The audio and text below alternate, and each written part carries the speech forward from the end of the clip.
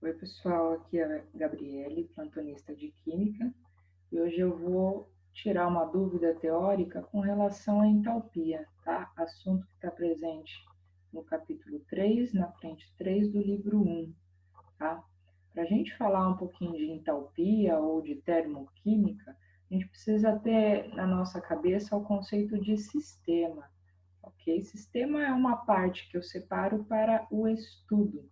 Tá? Especificamente, eu posso pensar que a minha reação química, a conversão de reagentes em produtos, eu posso pensar especificamente nesse contexto como um sistema que tem uma fronteira que está delimitando aquilo que eu estou estudando do meu meio externo, que às vezes a gente chama de vizinhança ou meio ambiente aqui, tá? Seria o meu meio externo. Tá? Então, pensa no sistema como uma reação química. Quando a gente fala de termoquímica, a gente está falando do calor que esse sistema pode trocar, tá ok? Então, pode entrar calor no meu sistema, e a gente representa muitas vezes a letra Q para simbolizar esse calor, ou ao longo da minha reação química, esse sistema ele pode liberar calor para fora, para a vizinhança, tá ok? Então, a gente tem que ter isso em mente, tá? Quando eu tenho uma reação química, eu posso fornecer calor para que essa reação química aconteça, ou seja, fornecer calor para o meu sistema, ou pode ser que a própria reação química produza calor e esse calor ele é liberado para o meio externo, ele vem do sistema, ok? Isso que é o estudo da termoquímica, o calor associado às reações químicas, tá? Então, uma definição que eu coloquei aqui para gente seria isso aqui, ó. Nós podemos pensar que a variação de entalpia, agora introduzindo o conceito de entalpia, a variação de entalpia é igual à troca de calor realizada pelo sistema, que é a nossa reação química, à pressão constante. Isso daqui é um quesito importante, tá bom? Ou seja, essa síntese aqui a gente pode resumir nisso aqui. Você já deve ter visto isso em alguma forma, tá? Essa daqui é a variação de entalpia, o famoso ΔH, ele equivale ao calor trocado por um sistema, e esse Pzinho aqui indica a pressão constante, tá? Isso daqui é uma condição importante para eu conseguir falar que essa afirmação é verdadeira, tá? Então, dito isso, vou limpar minha luzinha aqui. Dito isso, a gente sabe que existem dois tipos de reação com relação ao calor. Eu tenho a minha reação, isso daqui são gráficos, né, que representam a variação de entalpia ao longo do percurso da reação. Então, eu tenho a reação do tipo exotérmica, como está escrito aqui, que é o quê?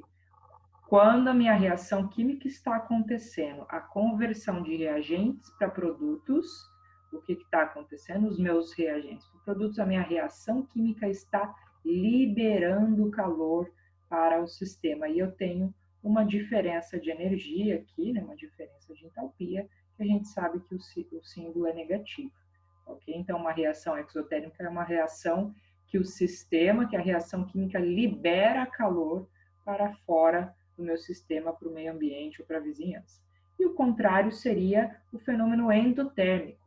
Para que a minha reação aconteça, a conversão de reagentes para produtos, eu preciso introduzir calor no meu sistema, eu preciso introduzir calor aos meus reagentes para que eles consigam se converter em produtos. Então, por isso que uma reação endotérmica absorve calor e eu tenho essa variação positiva na entalpia. Okay? Uma revisão e uma definição concreta sobre o que é entalpia.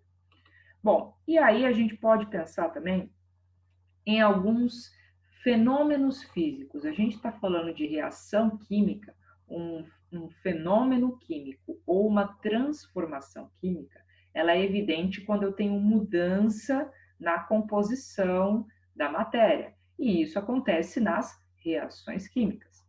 Às vezes, eu não tenho uma mudança na composição, que é o que a gente fala que são os fenômenos ou as transformações físicas, tá? Por exemplo, quando eu tenho gelo, água líquida e vapor de água. Todas as coisas aqui são água, eu não mudei a composição da matéria, é H2O. O que mudou foi apenas a fase de agregação, sólido, líquido, gasoso, ok? Então, embora a gente aplique o conceito de entalpia para reações químicas, eu também posso ter o mesmo conceito pensando no envolvimento de fenômenos físicos, uma vez que algumas reações químicas tem apenas a transformação desses fenômenos físicos. Tá? E aqui eu coloquei só para a gente recordar, né? Por exemplo, do sólido para o líquido eu chamo isso de fusão, do líquido para o gasoso eu chamo isso de vaporização. Agora, o que eu quero ressaltar nessa imagem aqui? Pensa comigo que, para eu fazer o processo de fusão do sólido para o líquido, pensando que o meu gelo agora, ele é o meu sistema, eu preciso introduzir calor, o meu gelo precisa absorver calor, ok? Para que ele consiga fazer a mudança de fase de agregação, que é um tipo de calor que a gente chama de calor latente. Então, tanto do sólido para o líquido é necessário absorção de calor, tanto do líquido para o gasoso é necessária absorção de calor. A gente sabe disso por conhecimentos práticos que a gente conhece. Para ferver a água, eu preciso colocar ela no fogão e aquecer, aumento da temperatura. Então, de sólido para líquido e de líquido para gasoso, eu tenho processos endotérmicos, que absorvem calor para conseguir fazer essa mudança. Se eu pensar, né, no processo ao contrário, é evidente que se daqui para cá ele tem que absorver calor, daqui para cá o meu sistema tem que perder calor, ele tem que liberar calor. Então, uma transformação de gasoso para líquido ou de líquido para sólido são fenômenos exotérmicos. Eu tenho que colocar redução, né, eu tenho que reduzir a temperatura para que o calor saia de dentro do meu sistema e vá para a vizinhança, uma liberação de calor, ok? Então, a gente pode representar isso que eu acabei de falar olhando no gráfico de entalpia, certo? Por quê? Deixa eu pegar aqui, ó. Eu sei que se eu quero, por exemplo, né, aquecer o meu gelo até que ele derreta, isso vai ser um processo endotérmico, que a gente está acostumado a representar por essa setinha, semelhante ao que tinha ali no gráfico do endotérmico que eu mostrei agora há pouco. Se eu quero ferver a água, isso é um processo endotérmico.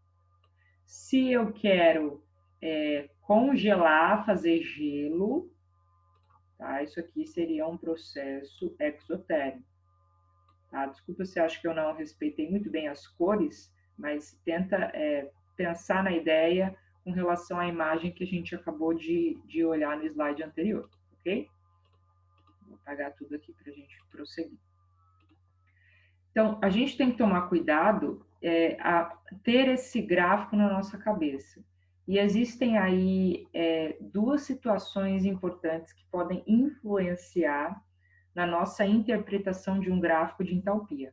Então, uma vez que eu tenho essas diferenças aqui, né, na entalpia de cada fase de agregação, a gente fala que esse daqui é um fator que influencia a variação de entalpia, porque obter um produto no estado gasoso, líquido ou sólido, né, isso influencia porque a gente está vendo que eles não estão no mesmo nível de energia, não é a mesma coisa, tá? A mesma coisa que eu posso pensar se eu partir de uma dessas substâncias como reagente, isso vai influenciar também, tá? Então, quando a gente está falando de fase de agregação que influencia a entalpia, a gente precisa pensar em dois eixos principais, tá ok? Se essas fases de agregação são os meus reagentes ou os meus produtos, porque isso pode mudar o modo como eu interpreto, e se a reação é endotérmica ou exotérmica, que isso também pode mudar o modo como eu interpreto. Então, eu separei 3 situações aqui para a gente, baseado no nosso livro, para você perceber como é que fica essa dinâmica, ok? Então, eu peguei esse exemplo aqui, tá? Eu tenho o meu reagente como uma substância gasosa e o meu produto aqui, que é o Y.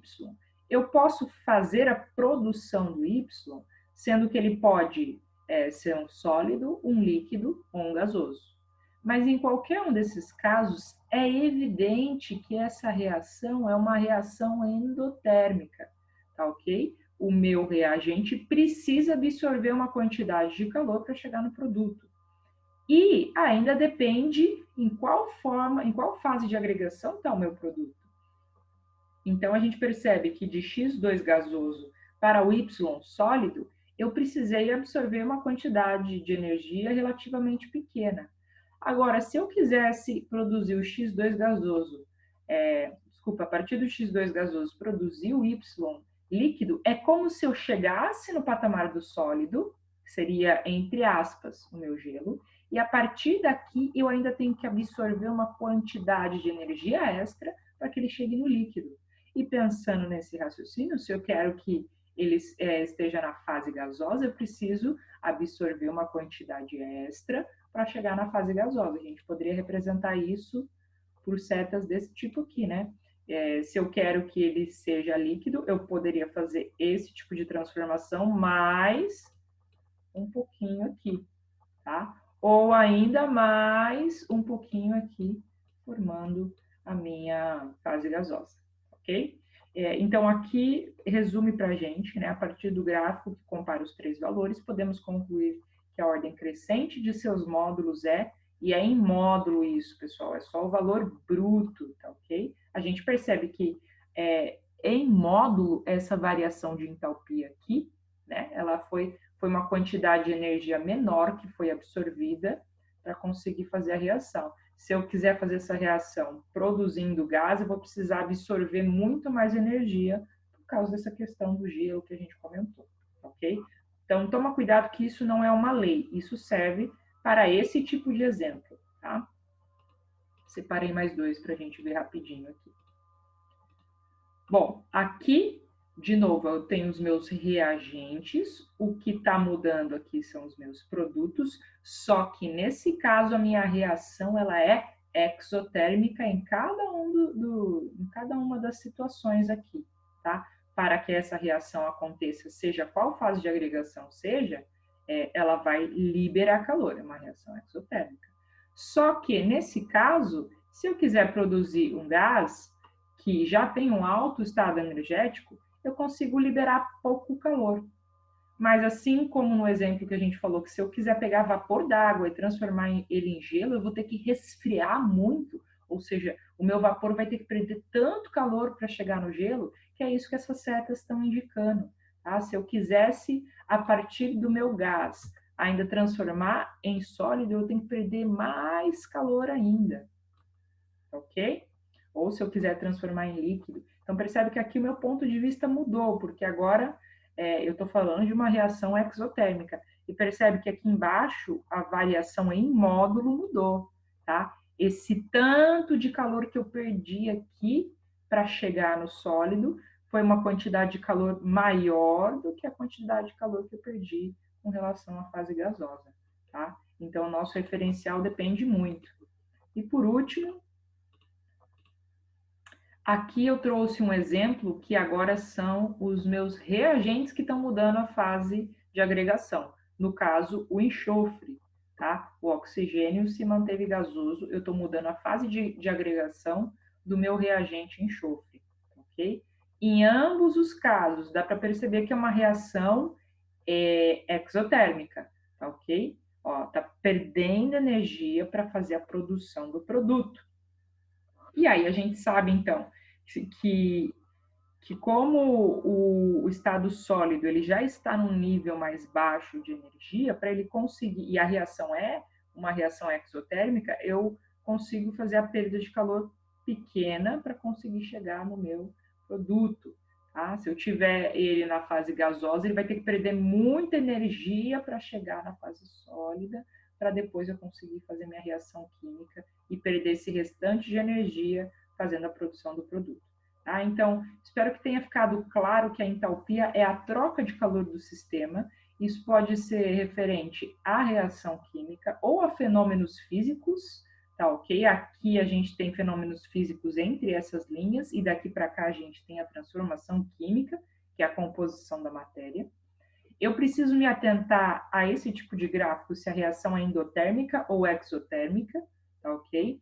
E também se são os meus reagentes ou os meus produtos que estão tendo variação na fase de agregação, ou seja, sólido, líquido e gasoso, tá ok? Então, fica atento com essas coisas, porque essa regra geral, ela depende muito de cada uma dessas situações, ok? Espero ter ajudado vocês. Bons estudos!